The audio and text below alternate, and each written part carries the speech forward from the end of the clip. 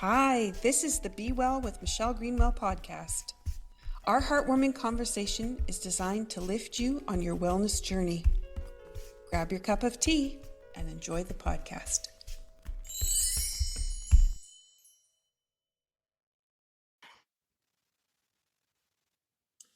Welcome to the final episode of the Resonant Body, a three-part podcast series exploring how energy and frequency shape our biology, behavior, and self-care. And I'm your host, Dr. Michelle Greenwell. In episode 1, we explored how subtle energy influences the cell communication and the language of healing on a molecular level. And then in episode 2, we traveled into the biofield, uncovering how the chakra system and the heart line support balance and flow.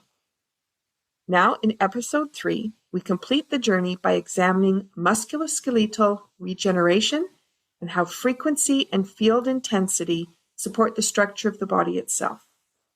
We'll explore how vibrational energy affects muscles, joints, fascia, and connective tissue, and how we can engage the body's regenerative potential through vibrational alignment and conscious rest.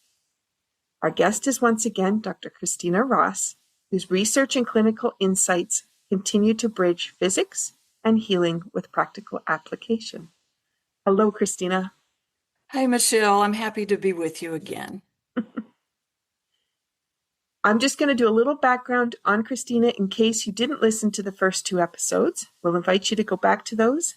But Christina is a board-certified polarity practitioner, registered polarity educator, and she holds dual bachelor's degrees in psychology and physics from the University of North Carolina at Greensboro, and a PhD in energy medicine from Akamai University. Her dissertation explored the therapeutic effects of low-frequency pulsed electromagnetic field therapy on inflammation and pain markers.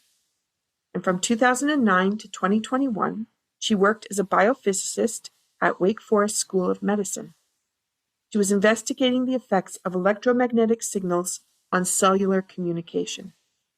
She now consults on an N1H-R01 clinical trial exploring PEMFs, so that's the low-frequency pulsed electromagnetic field therapies, that impact on patients with interstitial cystitis and painful bladder syndrome. A leading voice in energy medicine research, Dr. Ross helps make cutting-edge science accessible, helping people understand how vibrational healing supports long-term wellness. Now, before we can dive into this deep topic, and one that I'm so passionate about, we need to get the tea started. We need to get our intention in place so that all the people listening have a chance to have a healing session today.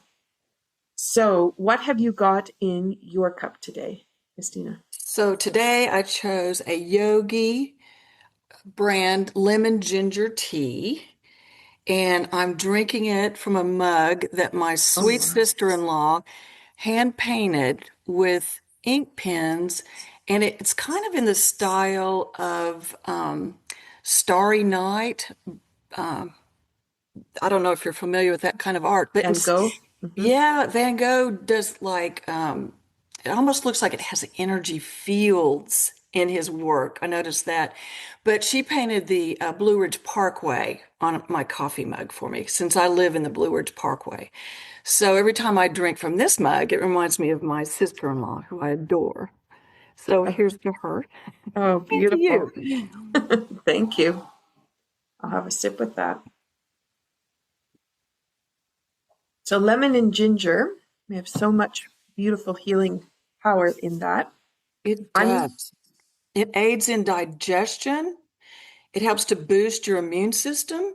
It reduces inflammation, which is my work with energy fields, and it can relieve nausea and upset stomach. It's a great, I know for a lot of people, when they come up to me in the market, they're requesting lots of times ginger and lemon. Mm-hmm. It has such a good refreshing flavor when you sip it. It kind of comes in as lemon and finishes off with the ginger in my taste buds. Yeah, and it's so beautiful because I think people often think of tea as only having one flavor. And if you drink your tea really, really hot, It doesn't even have flavor. It has hotness. Right. And taste buds don't even get to register that flavor. So it is lovely to know that the tea has layers and they unfold for you. And then you have this awareness of one and what that means for the body, and then the awareness of the other. I don't think people think about that too much either. Yes, and I'm always really conscious of letting it steep for 15 minutes at least so that all the herbs can blend with the water. Sometimes people do tend to sip it a little too hot, as you said, and you're not getting the full flavor of the tea. Mm-hmm. And it changes too. As it starts to cool off and goes to cold, there's completely different flavors evolving with it, Right. which is what I also enjoy. Mhm. Because I'm make the cup of tea, don't always get to the cup of tea, and I'm drinking it all day long. So it could be in different temperatures, and it's lovely to dive in and go, oh, this is beautiful. And then 25 minutes later, it's like, oh, this is lovely. And, same cup of tea.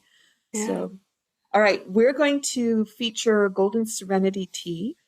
This one is part of the Harmony Blend series, and it is one to really ground and center people, which is the same as what you chose. The affirmation on the package, I'm just going to read it off the package here. Soften the desire to push through. With confidence and an authentic self-love, welcome peace within. And I just want to invite people to think about how many times in their day they push through. They run out of time. The list is sitting there. They thought they could do way more than they could, which is all of us. Yes. And sometimes it's an activity we didn't really want to do, but we push through anyway. And the pushing through, if we don't ask permission of our body, means more stress goes into the system. And this is a way for us to stop for a minute and say, okay, if I need to finish this, can I please ask my body permission to do that extra 10 minutes in the garden, that extra 10 minutes with the vacuum cleaner, but doing it in a peaceful way rather than in a stressed and tight way. So if you're listening to this podcast now, at this point, you're thinking, in what way am I pushing through some of the things I'm doing? And if I stop right now and change the way I'm approaching it, how might the day unfold for me? A little bit different. And this tea actually has black tea and green tea in it. So it has a mixture. And I want to just bring forward something that continues to come up for people. The caffeine. I have so many people who avoid caffeine. And caffeine is great for inflammation, which I know we could talk down that road too. But what is important is caffeine that comes from a coffee gives the system an adrenal jolt and just really heightens everything. And that's the way caffeine is. But the caffeine in black tea, and the same with the green tea, but mostly with the black tea, is that it has this calming effect because it has, and I hope I say this correctly, L-theanine. Mm-hmm. So it has that combined together with the caffeine creates a calming effect for the nervous system.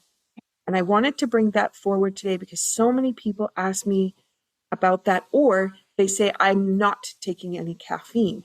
And there are so many great healing components to having caffeine in your tea. I didn't want people to just push it aside. I totally agree. Yeah. All right. So I'm going to focus, though, today on green tea and lemon balm. So green tea, spiritually, it's known for clarity and wisdom.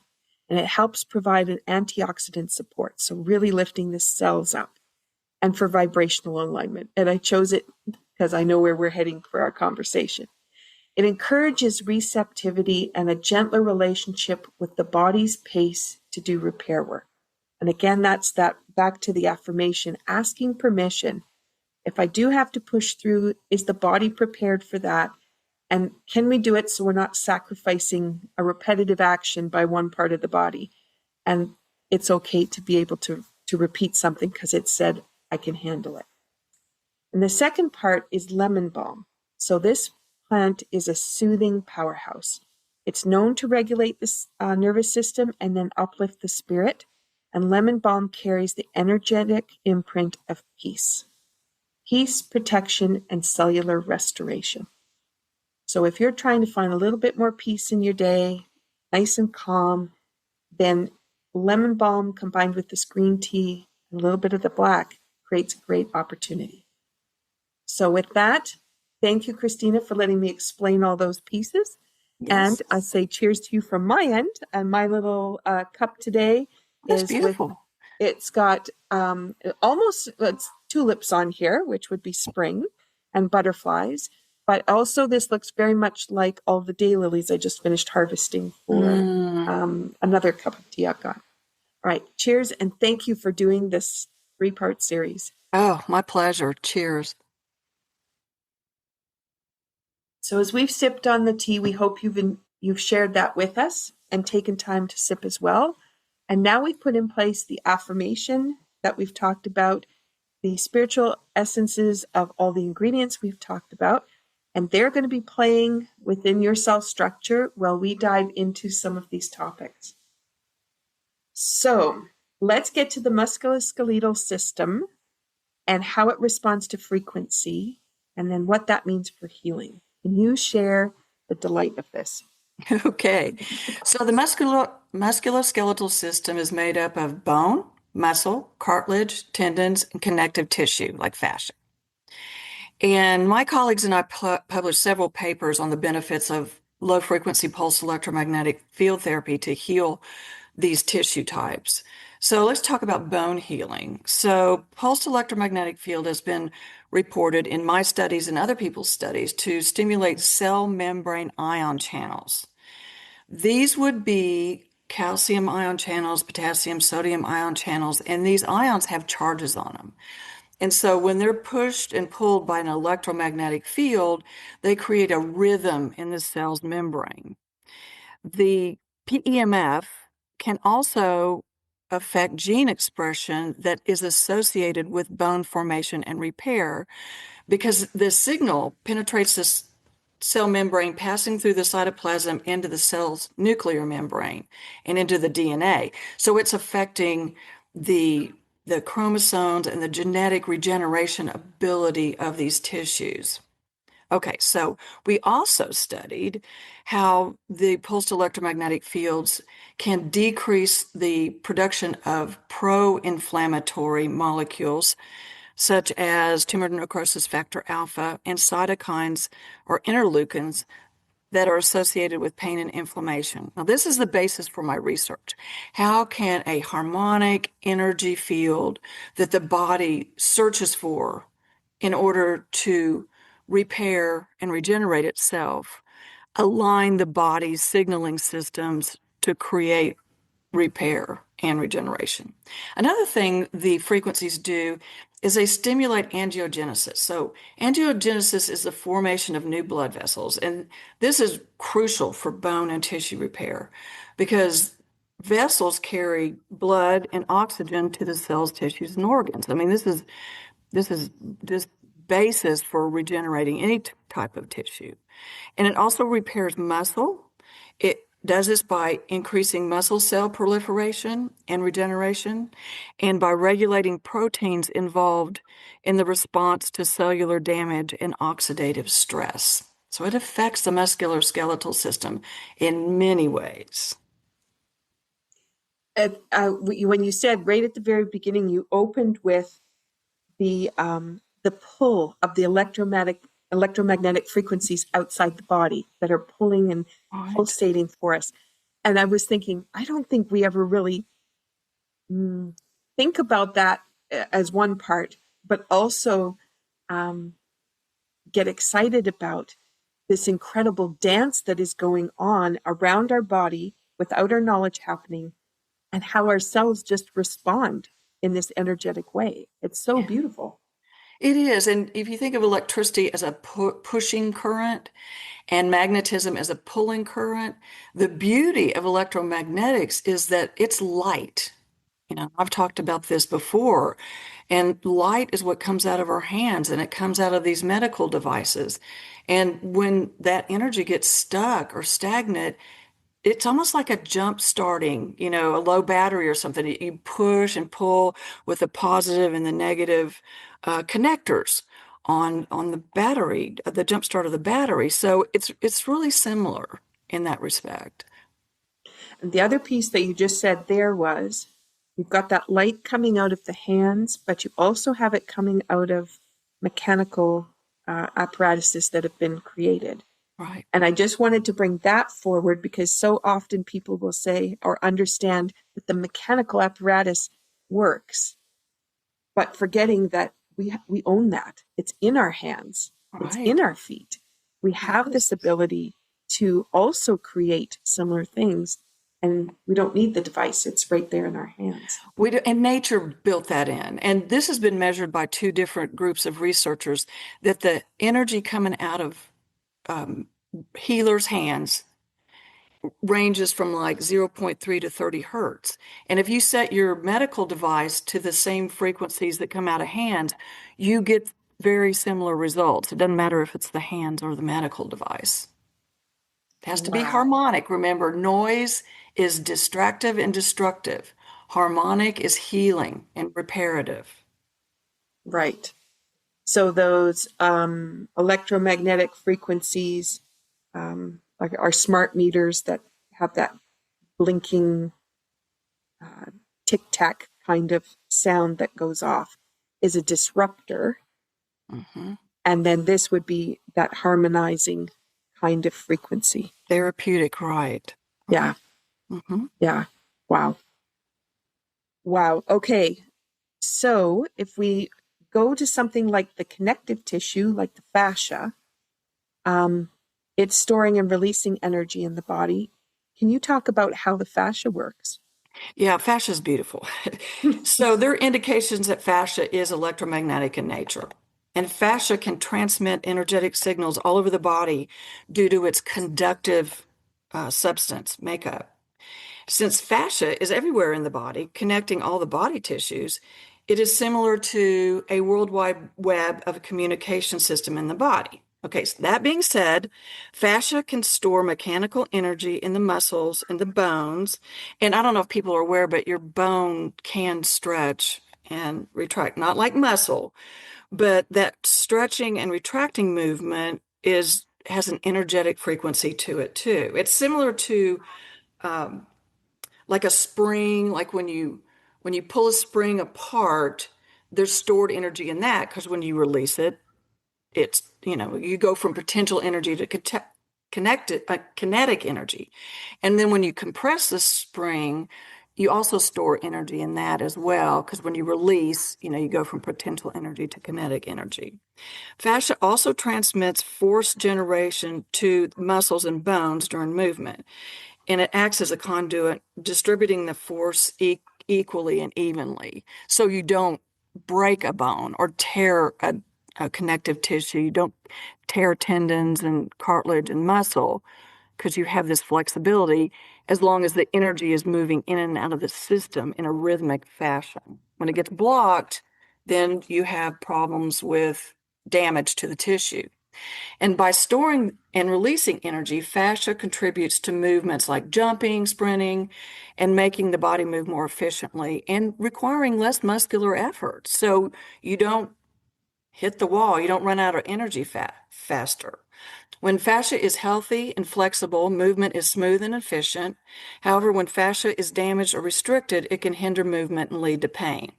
Myofascial tissue release therapies help to restore flexibility and reduce restrictions in the fascia. These would include rolfing and trigger point therapy, as well as massage therapies.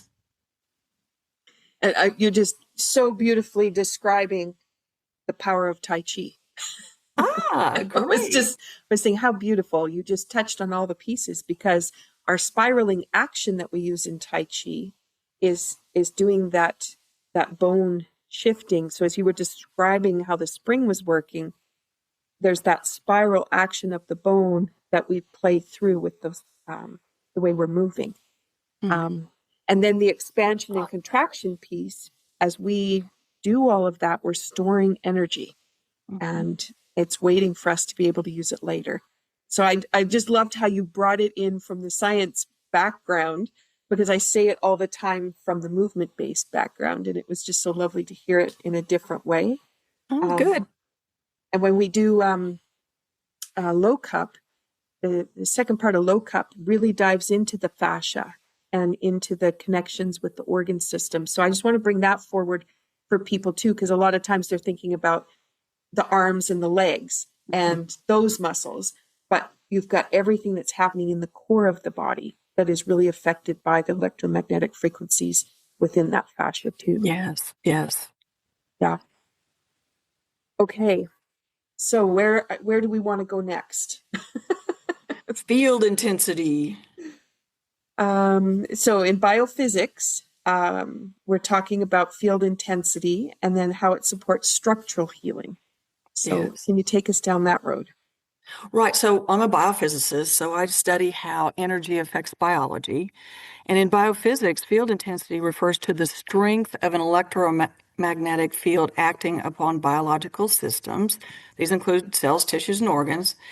The intensity is different than the wavelength. The intensity is how many times the signal crosses. It goes into crests and troughs, a baseline.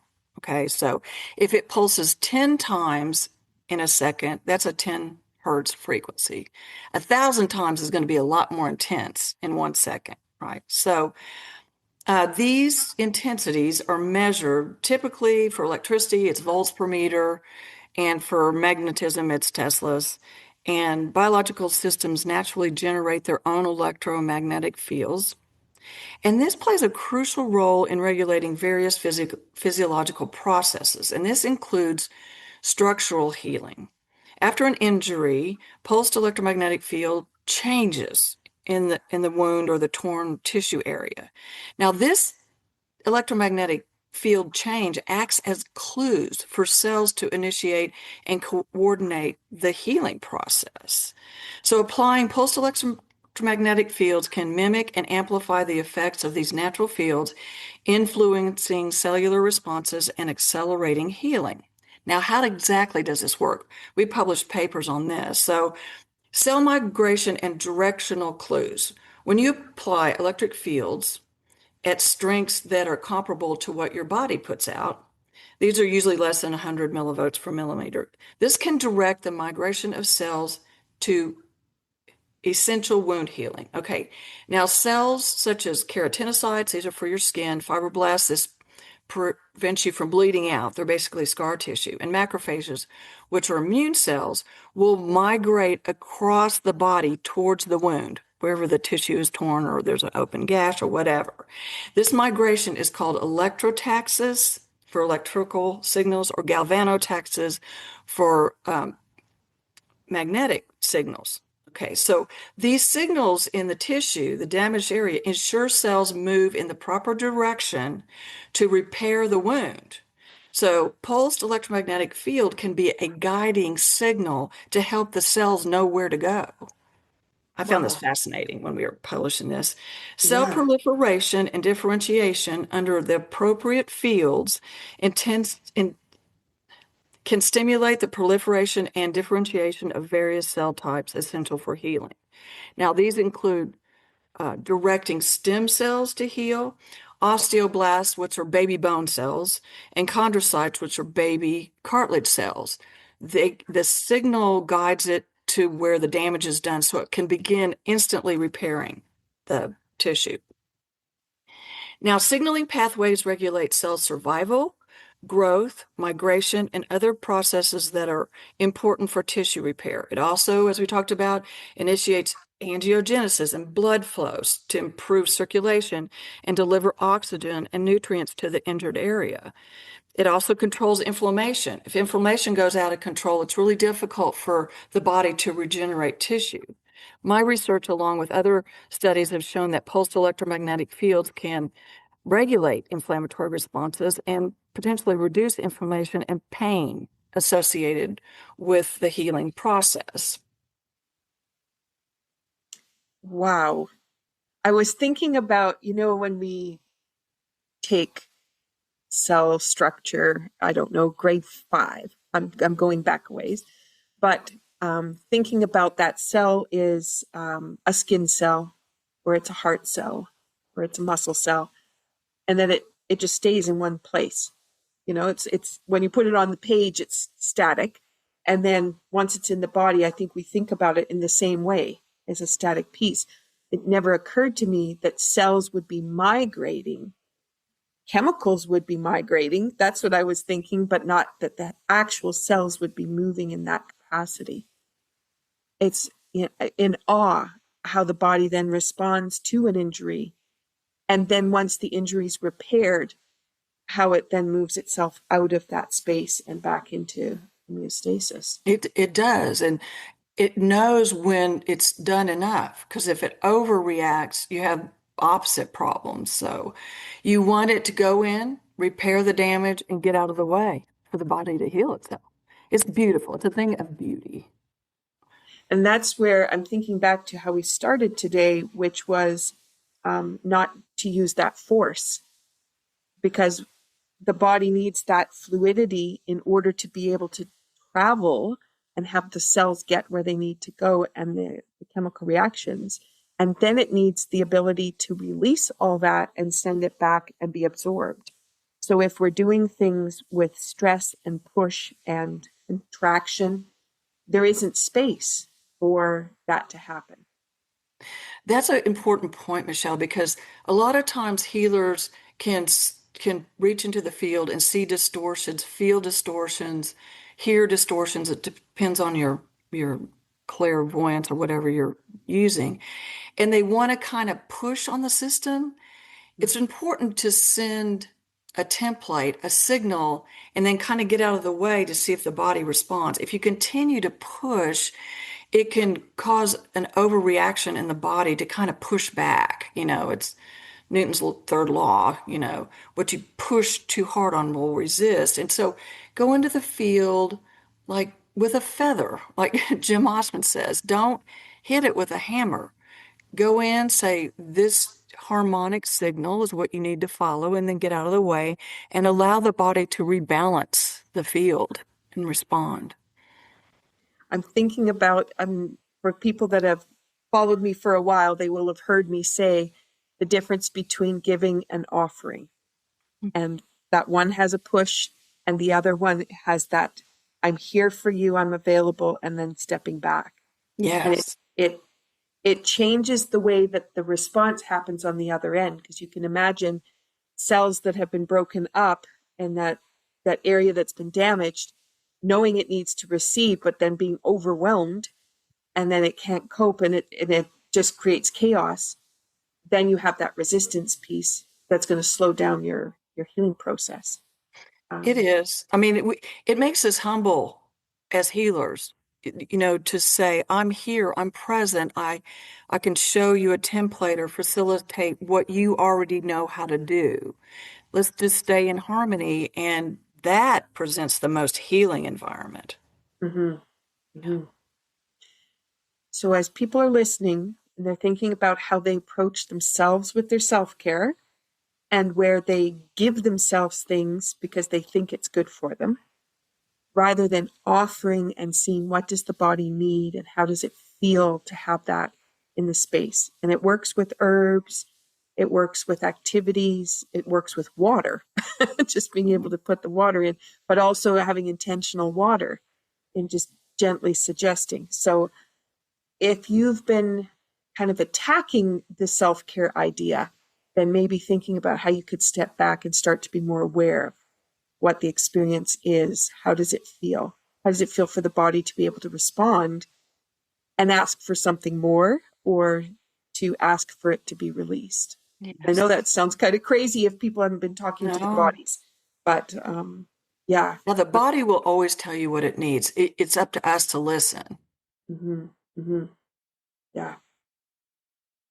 All right. So if the body's trying to regenerate after injury and inflammation or long-term stress, can you just describe a little bit more about what the body's doing there?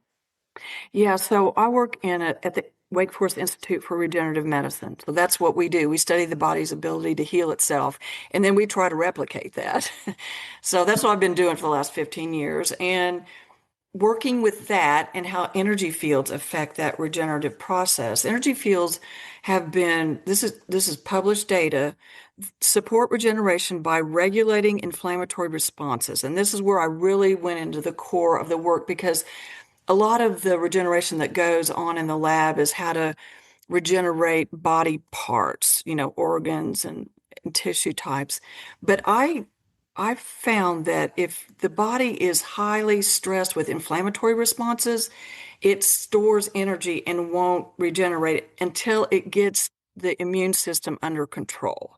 And my research and other people's studies show that pulsed electromagnetic field therapy regulates the balance of inflammatory and anti-inflammatory cytokines. These are protein molecules that aid in the resolution of chronic or acute inflammatory response. This hinders healing.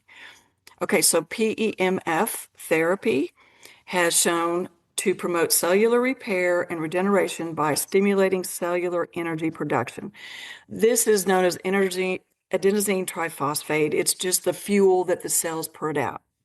This improves circulation, increases oxygenation, and it reduces pain and swelling by regulating those ions that are associated with pain and inflammation. And it enhances cellular communication. Okay, cells talk to each other.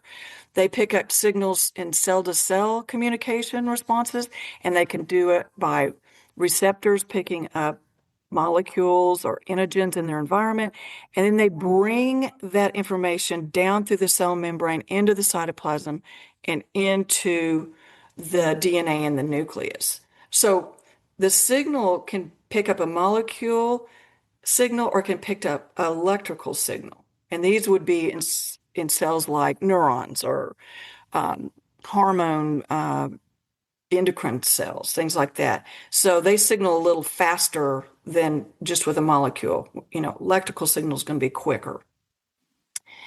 Pulse electromagnetic field regulates stem cell behavior and tissue repair, and to heal wounds, like we talked about earlier.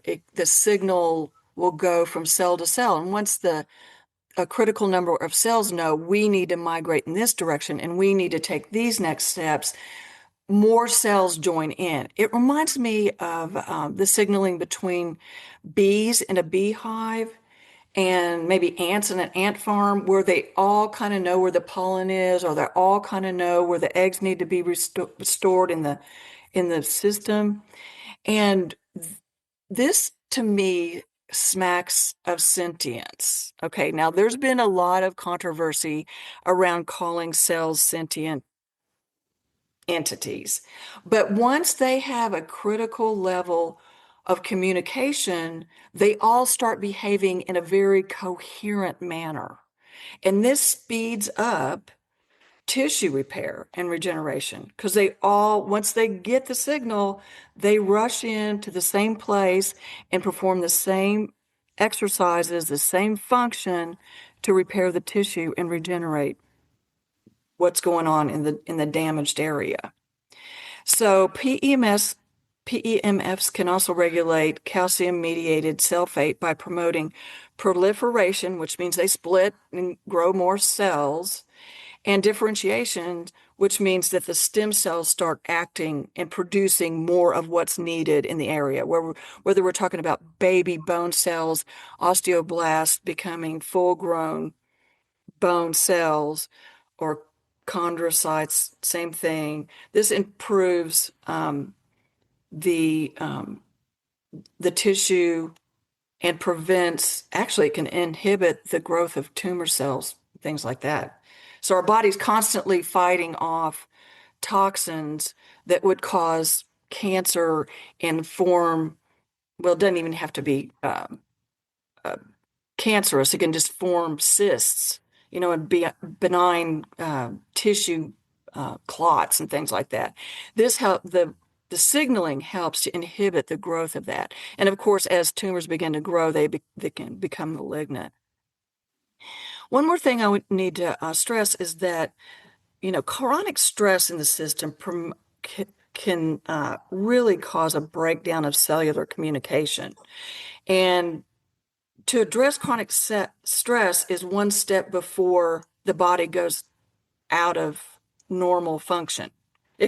Stress creates dysfunction in the system. So reducing stress and promoting relaxation using energy therapies is really important to keeping your tissues healthy and flexible. Now, energy therapies such as polarity therapy, healing touch, Reiki, Tai Chi, acupuncture can promote relaxation, reduce stress, and improve mood, which is beneficial for the body's ability to heal itself. That's why doctors will always tell you if you sprain your ankle, elevate your foot, relax and relax so the body has a chance to heal itself.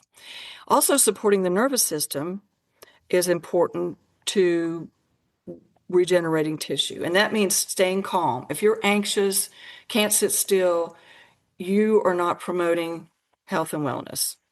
And this can potentially enhance immune function. Now, I want a disclaimer here that it's essential to consult with a healthcare professional regarding any health concerns before you decide to pursue any energy medicine therapy, especially if you're pregnant or if you have a pacemaker. And be aware that the effectiveness of different energy therapies, whether it's Tai Chi, polarity therapy, healing touch, whatever, these therapies can vary depending on the individual or the type of energy that you have. And I've noticed that the longer the injury has been there, the longer you may need to be treated to repair the damage. So if you just sprained your ankle or broke a bone, you might repair more quickly using energy therapies than if you've had a broken bone that cannot heal for decades. You've just had these problems. That could take a lot longer with energy therapies to heal the wound. Okay, that's my disclaimer. It's so beautiful, though, because I don't think people realize the level of stress that is held in the body, the impact that's going to have on an injury that comes up. And so it's a preventative measure that needs to happen to get that stress level down and really have daily habits that keep putting you back into check, keep bringing you back into balance, rather than waiting until that big thing finally materializes because you ignored for so long. And now it's a full blown, and you have to have a lot of intervention in order to get there. And like you said, it's much longer for the recovery of that because it had, in some case, years to set itself up. Correct. And the body will always give us little clues. Like it starts out just kind of throwing pebbles at us. But if we ignore it, I don't have time to rest. I don't have time to relax. I don't have time. Then it'll start throwing other things at us. And eventually it'll slow us down. We'll trip, we'll fall, we'll sprain our ankle. Your body needs you to listen to it. And if you ignore it, the signals it sends you will get stronger and louder. And if you don't have time to nurse a broken bone, then listen in the beginning and address what's going on, whether it's just stress that turns into an injury, whether it's nausea and gastrointestinal problems that turn into an ulcer. Listen when it first begins to prevent these injuries from happening later on. Mm-hmm, mm-hmm. Yeah. So, do you want to talk about some of these roles that rest and relaxation play in Yeah, let's dive muscle into repair? that. Yes. Yeah, so let's talk about rest. Yeah. Rest is crucial for muscle repair and regrowth. And so during exercise, muscle fibers experience microscopic tears. And a lot of times, bodybuilders will work a muscle one day and then they take a whole day to allow the body to repair these little microscopic tears and rebuild the muscle tissue. Now, what that does is it makes your muscles bigger, right? Because you had that time Mm. to rest the muscle. And this increases strength and resilience. Now, if you don't do that and you overtrain, you can you risk overtraining syndrome. And this compromises your musculoskeletal system and increases your risk of injury. You also need to replenish your energy stores. Okay, so rest replenishes muscle glycogen. And glycogen stores energy for future activity. You run out of gas, your car won't move. So when you rest, your body replenishes the glycogen that's been spent. It also, rest reduces inflammation, and we talked about that, promoting recovery and for future damage. And it also, rest brings hormonal balances. So if you're burning up a lot of testosterone or androgen, sleep regulates growth hormones, and these are essential for tissue repair and rebuilding. Okay, now let's talk about vibrational therapy as an adjunct to rest. Okay, and specific types of vibration therapy can be used as a therapeutic tool to enhance musculoskeletal resilience, and this includes bone health. Where you can regulate the calcium ions to increase bone mineral density, stimulate bone building cells, like we talked about, the osteoblasts, and reduce fracture risk. And this is important, especially for people who are at risk for osteoporosis. Building up that calcium store, in mild, doctor regulated types of exercise can really help build your bone strength.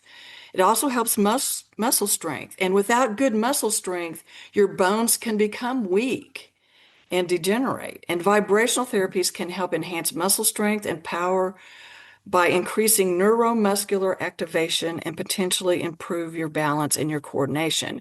And I highly recommend yoga for this and Tai Chi because they're deliberate, slow movements that help improve your balance and coordination to prevent things like falls and injury due to lack of neuromuscular strength. It also, vibrational therapy improves circulation. Again, we're talking about blood flow, oxygen, nutrients to the muscles and the bone and the tissues that support healing and recovery. It also reduces soreness and pain and alleviates musculoskeletal connections like tendons and things like that, and enhances exercise performance. So the more you exercise, starting out in a gentle way, the stronger you get, the more your exercise will be efficient in generating improvements in the strength and function of the tissues. And this has been shown over and over. Sedentary people lose tissue. Their muscles can atrophy and their bones can break more easily. So there's so many benefits to musculoskeletal system just with rest and energy medicine therapies. And so I'm going to bring to the listeners the idea that lying on the couch watching TV is not rest. Because a lot of people will think, I'm going to just have a little rest. I'm going to just watch an episode of something. But you are bringing up emotions. You're bringing up the activities of the people you're watching. You could be thinking you're right in it. And that creates, the body doesn't know the difference between the two. So it may not be a restful experience. But that idea of getting a good night's rest, having a nap if you need the nap, sitting outside in the sun, gaining some of the value of having the sunbeam coming down on you or connecting to nature, and then having the movement patterns that yoga and Tai Chi create to help the systems come into harmony, but also to build that energy store.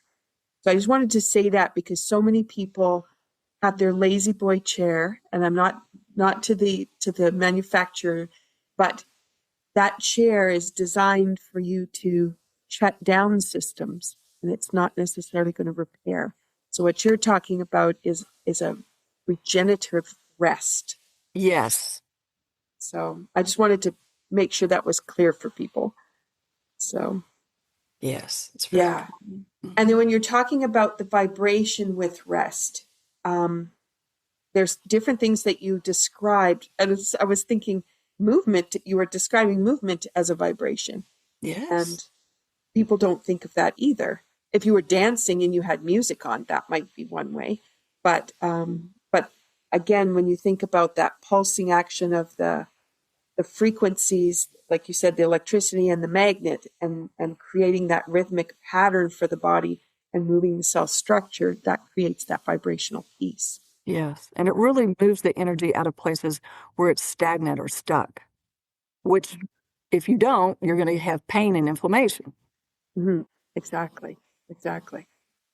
Okay. Can you talk about a little bit more into the musculoskeletal resiliency? So just that powerhouse that our body is sitting with, and how the rest is enhancing that. Yes, well, that brings me back to children, well, and particularly babies. So if you see a child, maybe a toddler, they have so much energy. They're running, and it takes a lot of force to break one of their bones. They have very resilient muscles and bones, and it takes a severe trauma to break a small child's bones. Having that resiliency not only improves your ability to store energy and emit energy to do the things that you want. In fact, I tell my grandchildren, could you please bottle some of that energy you have that my musculoskeletal system doesn't store as well as theirs. Mm-hmm. And they get really, well, first of all, they sleep so soundly. They have a lot fewer things to be anxious about, but when they fall asleep, they are out. And I've seen them like go, go, go until the Energizer Bunny is out and just fall down and go to sleep. And then when they restore the system, they jump up and have a lot more of this resilient stores of energy because the body processed it so much better during their rest. Mm-hmm. And another thing I noticed about them is some days they'll eat so much food. I'm like, I'm out of what you want. And other days they're like, nope, got plenty of energy, don't need to eat. And I'm like, well, I'm your grandma, you need to eat something. Not hungry, off they go. They listen to their bodies, they have that ability to rebuild and restore energy that prevents them from getting their cells and tissues from getting hurt and damaged. And this is something I think we need to listen to. Just because it's 5 o'clock or 6 o'clock whenever you take your dinner doesn't mean you need to sit down and eat a big meal just because the clock says so. Fill your energy stores. If you just need a cup of tea, then maybe you don't need to eat a big meal. If you're really hungry, eat more. We've regulated our lives so much by the clock and how things should be done that we don't listen to what's really going on. And to pay attention to what our bodies are telling us makes us more resilient, more healthy, more able to prevent cell tissue and damage.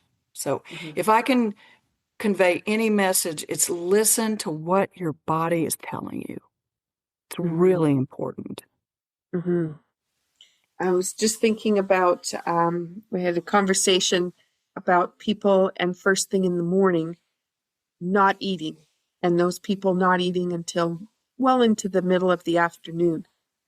And again, thinking about this frequency and this opportunity to be strong for the system, without that sustenance in the morning, the body doesn't have that frequency going in. And then it's got to operate off of whatever came from the night before. Right. And so important to be able to listen to the body first thing in the morning and say, how can I help you? How can I get you started? Yeah. Right. Yeah. Yeah. And some people don't feel hungry in the morning because they had the majority of their caloric intake before they went to bed.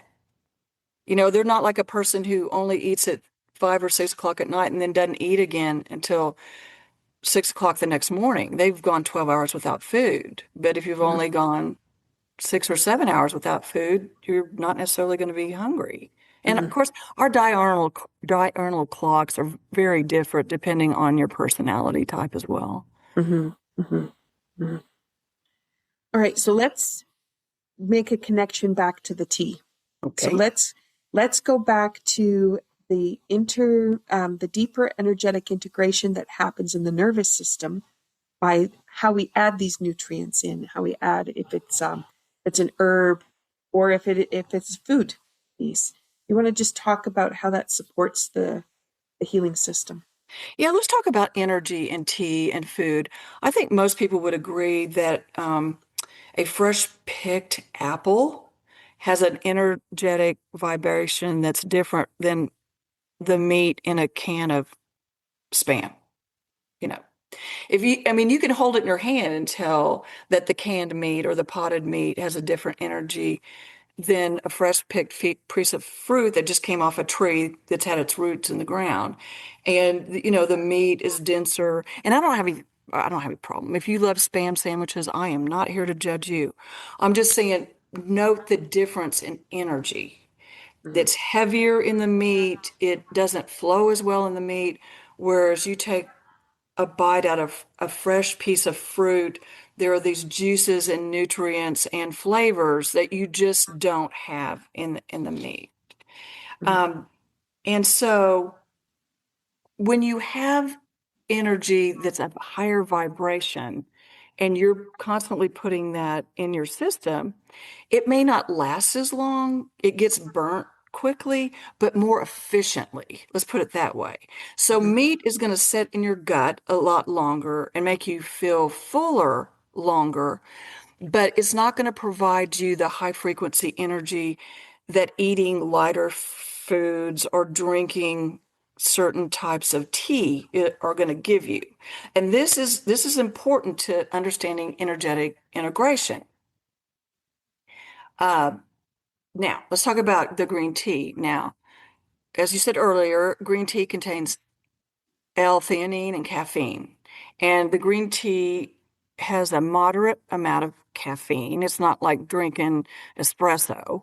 Uh, and this L-theanine can provide a boost of energy and help improve focus.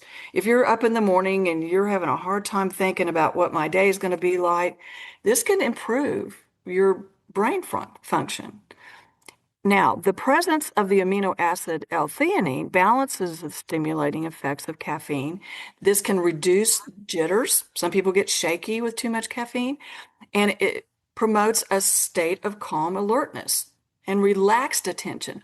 When you're relaxed, you focus better, you breathe better. You can skip words or even the entire intention of what you're reading if you don't have good focus. Now, green tea also contains a lot of antioxidants, and it's particularly rich in catechins, which protect brain cells from oxidative stress.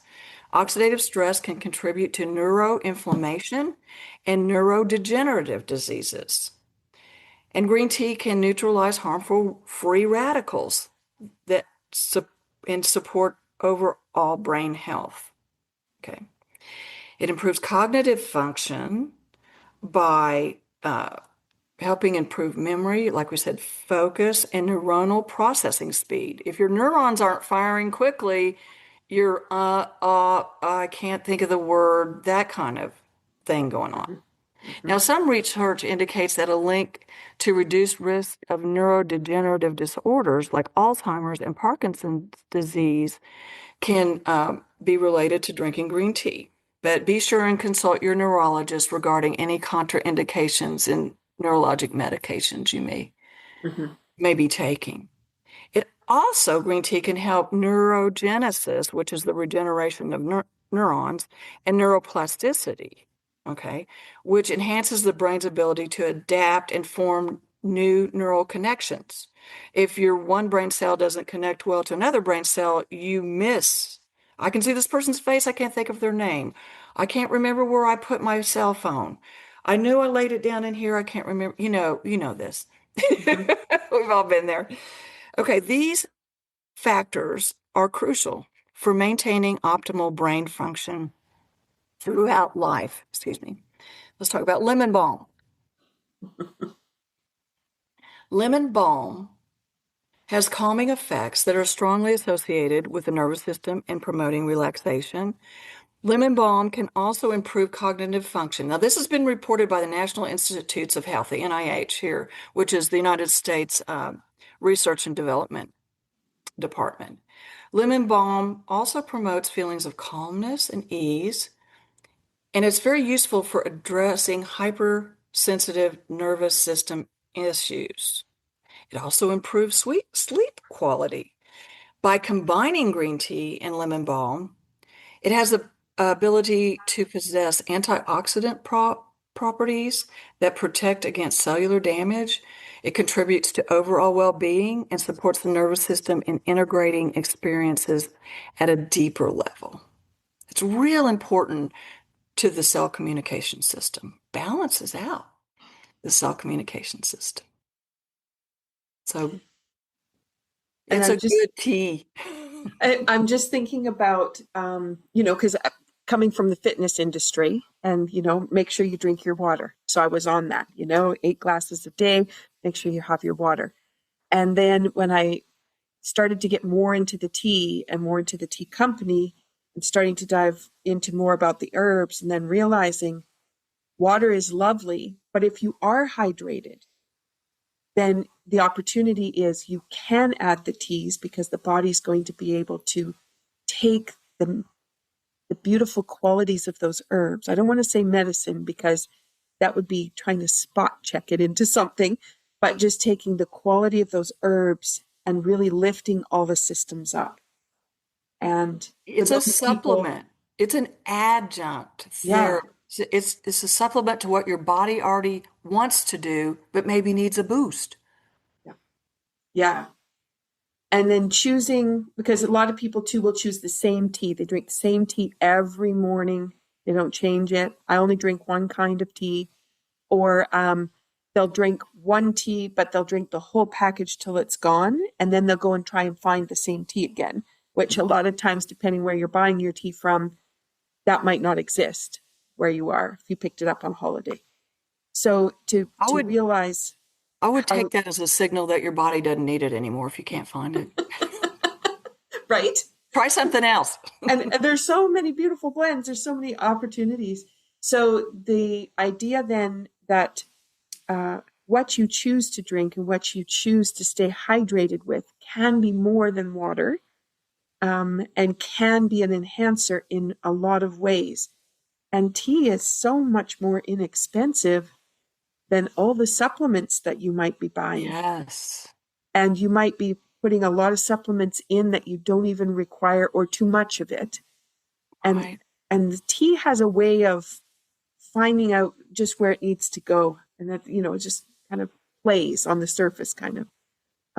So I wanted to bring that forward just because a lot of people ask me those kinds of things when I'm at the markets. And what I do notice for myself is when I'm drinking lots of different kinds of teas, all the niggly little signals that the body was giving me, things weren't quite right, but I just thought they're just normal parts of every day. And I can't even describe what that would even be. But those just all disappear. And then they're just done. Right. And the body will always search out the signal or the frequency that it needs to heal itself. It's constantly trying to heal itself. It needs to find in its environment what it needs. And I think supplements, to a certain degree, I've seen people take dozens and dozens of them, and that works for you, great. But that can get really expensive. And like you say, the frequencies in the vibrational energy in something as beautiful and inexpensive as tea can get you similar results without the expense. Mm-hmm. Yeah. And then we add the intention. Where do you want to go? Right. How do you want to feel? What is it you want to be doing? And then, if you do want to be hiking and climbing, you're setting yourself up for the healing process to go, okay, if that's where that person wants to go, then here's what we need to do in order to have the muscles ready, the tissue ready to go, the will to be able to do it, the energy power to sustain it. So it all plays together. Yeah. Beautiful. Oh my gosh. Thank you for that. It's lovely to talk about tea that way. Oh, okay. So let's go to practices that people can adopt. to help get a physical repair started, and how they can have energy awareness and frequency to work with. Let's dive into that. Yeah, so supporting physical repair through energy awareness and frequency work involves practices focusing on the understanding of how the body's subtle energy fields align with potential benefits for physical healing and well-being. And we just talked about this. If there is a lack of balance and homeostasis energetically in the body, the receptors on your cells, the tissues, the organs will constantly be looking for in their environment for beneficial uh, nutrients, for beneficial signals, for beneficial whatever it needs to repair itself. Okay. Energy healing techniques like Reiki. Uh, Now, Reiki is very prolific in the energy field world, and its therapies are involved in a lot of hospitals in repair.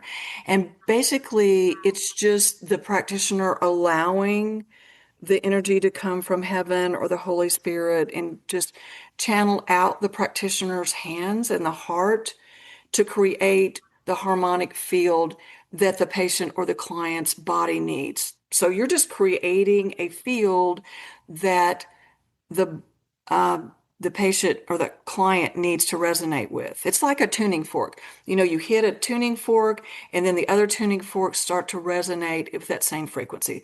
So there's not a lot of, shall I say, deep core science. It's more spiritual in its nature. Now, acupuncture is different in that this is a key practice in traditional Chinese medicine. And if you're not afraid of needles, a lot of people get a lot of benefit from these thin needles that are put in energetic uh, intersections in the body and in the field. And so where that energy, it's like a matrix, crosses certain lines, a needle goes in and it restores the flow of chi, life force energy. And once that energy gets rebalanced, then the field and the body restore to health and wellness. Tai Chi is another. I wouldn't dare to explain that. I'll let you do that last. Therapeutic touch is a gentle, intuitive movement to balance the body's energy fields, lower stress, improve emotional regulation. And then there's sound therapies, which utilize specific frequencies using instruments, music, tones that affect the body and the mind. This induces relaxation and releases energetic blockages. I'm sure you've all heard music that you just say, oh, this makes me feel so good just to hear the sound of this music. Binaural beats, which would include delta state brainwaves and theta state brainwaves for meditation, deep sleep. This really helps the body regenerate because it produces deep sleep and enhances your focus. And then, of course, pulsed electromagnetic field therapy, which uses low frequency electromagnetic waves to stimulate cellular repair, optimizes bodily function, reduces pain and inflammation, and helps to balance the energy field. So now I am going to turn this over and let you explain how Tai Chi helps to build, restore, and integrate the energy in the body. Thank you. The list is just so incredible. As you're going through the list, there's all these things available for people. And, you know, when they think, I don't know what to do, and there's so much available. So it's starting to ask the questions, starting to dig into the different pieces. From my perspective with Tai Chi and the work I did on my master's and my doctoral dissertation, the connection that comes from the Touch for Health knowledge, which comes down the chiropractic line, which is about the organ system, the meridian or the energy electrical field, and then into the muscles that are related to that system, and then the emotions that are also tied into that system. That's where I got playing and where I love to play, because Tai Chi integrates all of those things together. So you've got your physical structure, you have your emotional piece, and then you have this beautiful, and I'll call it a spiritual experience, because you're with a group of people all there for the same intention, to promote healing and to feel good. And when you have that all working together as one, you're able to let emotions go. You're rotating and spiraling. You're linking up systems to come together, linking muscles together that have been partnered but might have been separated because of different activities. It's just such an empowering system to be able to bring the body back into balance and to do it as a group. And it's lovely to do by yourself and to go out in nature. And I like to go down to the beach and be next to the ocean. It is beautiful, but there's nothing better than a whole group of people doing Tai Chi together. And Yes. Let me ask you a feel that. question about that. I've seen on TV where uh, people are interviewing older people, like in their 90s and 100s, and in Asian communities that they go to the park and they practice Tai Chi every day. I mean, it's a daily practice. How does Tai Chi contribute to longevity and mortality? It does have, in all of the research, it does have high levels of longevity. It also has the opportunity for, as we were talking about, mental capacity. Lots of people don't move the shoulder seams or the hip seams. They sit kind of sedentary. They drive that way. Maybe they'll ride a bicycle and that doesn't move, but that really feeds the brain. And Tai Chi, with its open and closing and spiraling action, and the top half, the bottom half, all moving together as one, it creates such an incredible motion that brings all the systems into balance. So Yeah. longevity results are amazing.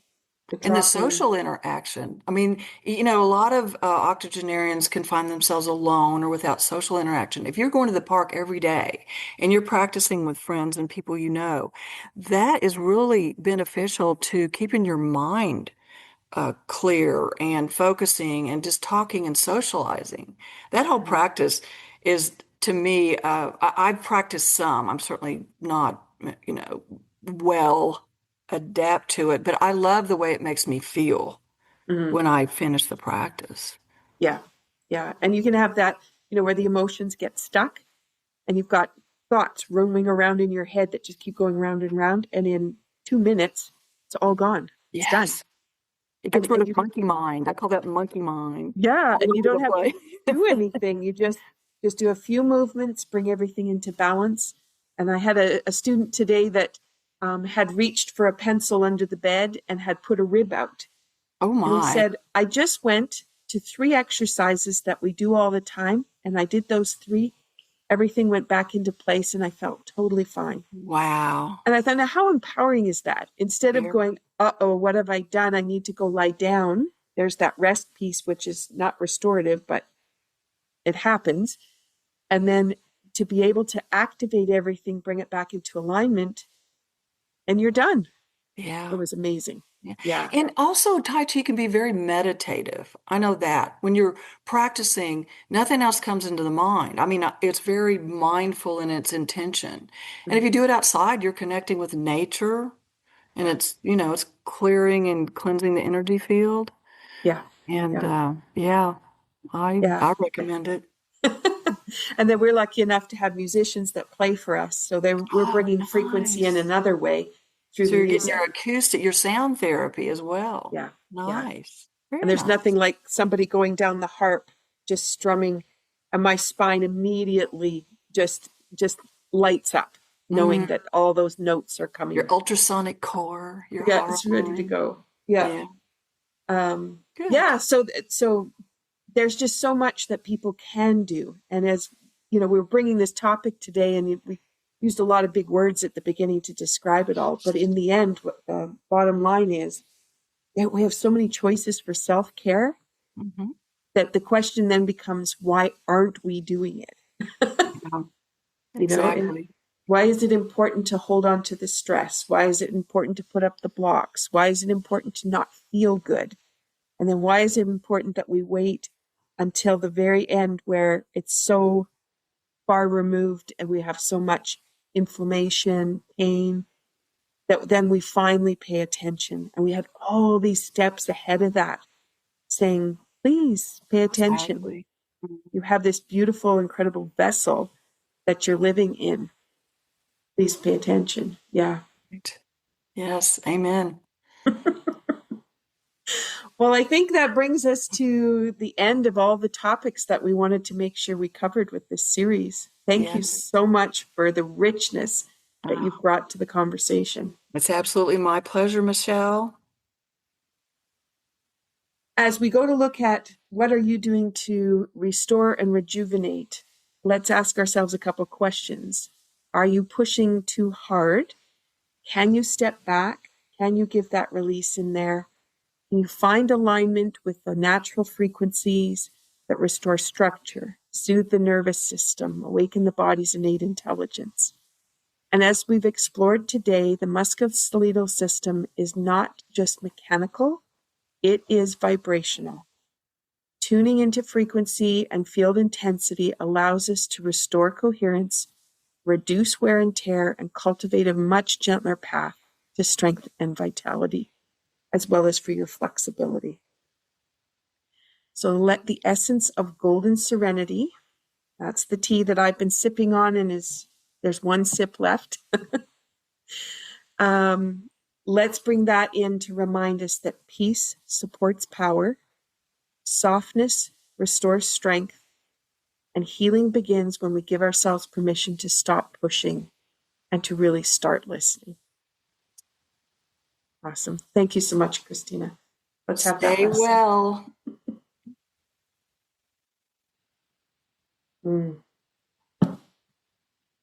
If this episode resonates with you, I encourage you to go back and listen to the entire Resonant Body trilogy. Episode 1 was the biophysics of energy medicine. Discover how subtle energy supports cell communication and molecular health, paired with a marvelous Miss Maple tea. Episode 2, quantum change in the biofield. Explore the chakras, the heart line, and the quantum healing through hands-on energy work. And we had the grounding support of Island Vitality tea. In episode 3, this was about musculoskeletal regeneration, learning how frequency and field intensity rejuvenates the body's structure, and we had the calming presence of golden serenity. You can listen wherever you get your podcasts, and I invite you to check out the greenwellcenter.com or go to capebrettontea.ca.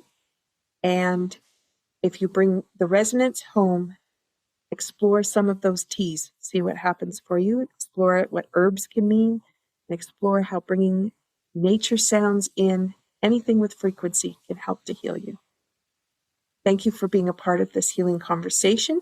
May you continue to tune into your body's wisdom, sip with intention, align with the frequencies that nourish you most, and until next time, drink deeply, rest fully, and let your resonance lead the way. Thank you so much, everyone. Be well. Thank you for listening to Be Well with Dr. Michelle Greenwell. There are a couple of resources I want to just point out. When you go to the website, greenwellcenter.com, you'll have a pop-up window. That pop-up gives you the top 8 easy stress releasers that you can use every day. That's something you can put beside your computer, the bathroom mirror, beside the bedside table. A great resource.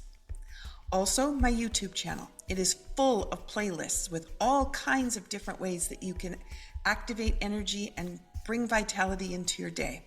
You can find that when you go to YouTube at Michelle Greenwell. And last, if you're a Linktree person, Linktree, linktr.ee/Greenwell Center. That has all my resources in one spot. Those are for intricate little things that you can't get everywhere. And it's a wonderful way for me to be able to share all the different aspects of the kind of work I do. So thank you for listening. Be sure to drink that tea. And if you want to have the tea blend that was shared in the podcast today, then be sure to check out capebrettontea.ca. Have a wonderful day.